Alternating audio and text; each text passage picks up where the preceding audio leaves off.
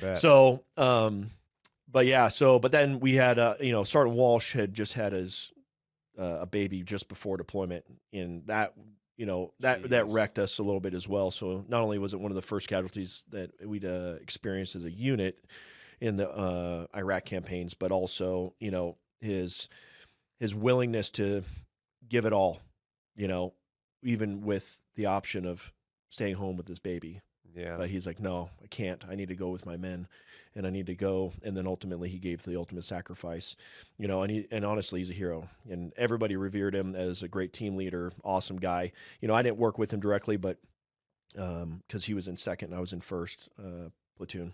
Yeah. But yeah, so so then we finished our deployments, got back into the States, and I was a little disheartened with some Marine Corps BS, can get to you. Like the big Marine Corps stuff? Yeah, exactly. We had some conflicts about our uniforms. Recon is allowed to wear the black on black PT gear or green tops, black shorts, that kind of stuff. And there was guys that were not 0321s. They were wearing that stuff in our battalion, and They were like enablers that were wearing it, yes, as if they were one of you guys because they wanted to look cool. Yes, that's the problem. Because they're part of battalion, but they're not a recon Marine. Yeah, so. you see that a lot in the Green Beret community as well, like guys that were enablers for Green Berets, and they wear the patch, the Special Forces patch, because they deployed with them. Yeah, but they're not Green Berets, and they want to play pretend like they're green. There's a lot of weird stuff that goes on with that stuff. It's like, bro. So first sergeant got pissed, and I'm sure he's like, everybody's gonna be wearing green and green. Nobody's special here. Every Marine's a rifleman first. I can take any rifleman and make him do your job. And that's when we were like, I doubt that.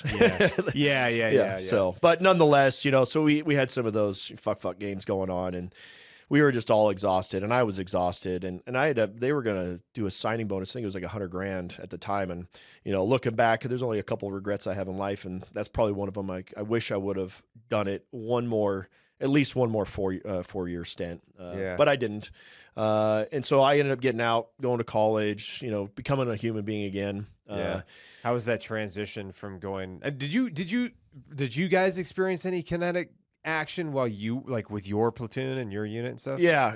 We had a whole bunch of stuff happen.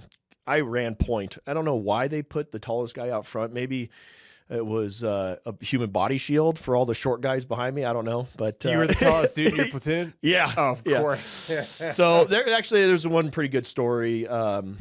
So we had actually, our fob kept getting attacked. So I would move in. I was with first, second would move in, and they would set up a fob, and we were back